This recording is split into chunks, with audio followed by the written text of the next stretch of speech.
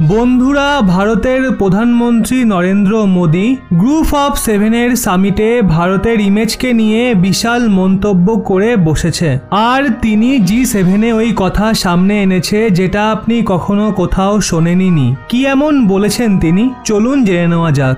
বন্ধুরা, group of সেভেনে ভারতের বর্তমান প্রধানমন্ত্রী নরেন্দ্র মোদীজি ওই বিষয়গুলোকে সামনে এনেছেন যেগুলো নিয়ে গ্রুপ অফ সেভেনের দেশগুলো স্বপ্ন দেখছে, কিন্তু ভারত তার দেশে এই ইনিশিয়েটিভ শুরুও করে দিয়েছে। আর এই ইনিশিয়েটিভ আজ পুরো দুনিয়াকে পাল্টে দিতে পারে, যে ইনিশিয়েটিভ ভারত শুরু করেছে। আসলে মোদীজি ক্লাইমেট সামিটের ওপর বলা শুরু করেছেন।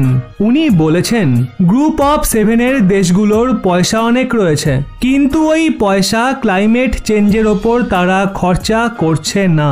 যেখানে গ্রুপ অফ 20-র দেশে একমাত্র ভারতই এমন দেশ যারা ক্লাইমেটের মামলায় আজও নিজের দমে অ্যাকশন নিচ্ছে। আর গ্রুপ অফ সেভেনে আমেরিকা আর ইউরোপীয় ইউনিয়নের যে দেশ রয়েছে না, তারা প্রতিশ্রুতি দিয়েছে ক্লাইমেটকে নিয়ে তারা অনেক বড় ফান্ডিং করবে আর পুরো দুনিয়ার এনভায়রনমেন্টকে পরিষ্কার রাখবে, কিন্তু তারা এখনো 1 টাকারও ফান্ডিং করছে না। ভারত বলেছে G7 যে প্রতিশ্রুতি দিয়েছে তারা $100 বিলিয়ন ইনভেস্টমেন্ট আর লোনের মাধ্যমে পেমেন্ট দেবে দুনিয়ার আলাদা আলাদা দেশকে, যাতে তারা ক্লাইমেটের ওপর কাজ করতে পারে। ওই পেমেন্ট গ্রুপ অফ সেভেনের ক্লিয়ার করা উচিত। বন্ধুরা, এটা অনেক বড় ব্যাপার যে ভারত চায় ক্লাইমেটের ওপর কাজ করতে, আর ভারত অলরেডি ক্লাইমেটের ওপর কাজ করছে। ভারত নিজের দমে ইন্টারন্যাশনাল সোলার অ্যালায়েন্সের গ্রুপ বানিয়েছে, যেখানে ফ্রান্সও সামিল রয়েছে। দুনিয়ার অন্যান্য অনেক দেশ রয়েছে, আর ভারত আজ সেখানে সোলার প্রোডাক্ট বানিয়ে বর্তমান চাহিদাকে পূরণ করছে। কয়লার যে চাহিদা রয়েছে সেটাকে কমাচ্ছে।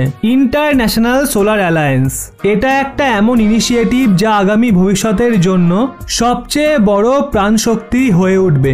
যদিও এক্ষেত্রে এখনো অনেক পয়সা লাগবে, তা পুরো দুনিয়া দেখতে পাবে, কিন্তু এই ইনিশিয়েটিভ ভারত নিজের দমে দাঁড় করিয়েছে।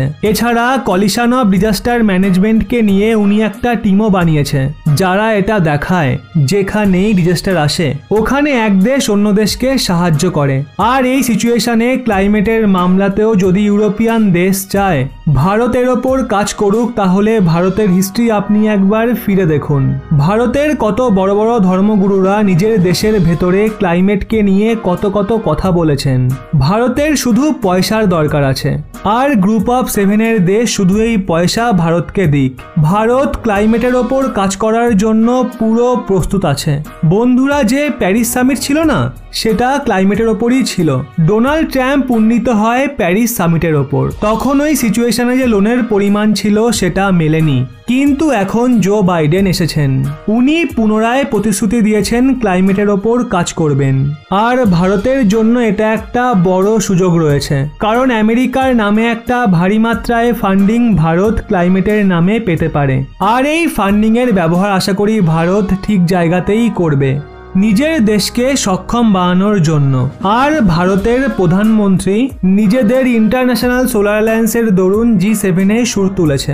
G7-কে বলেছে পয়সা দিন, কথায় কাজ চলবে না। এই ব্যাপারে আপনাদের কি মন্তব্য তা অবশ্যই নিচে কমেন্টে জানান।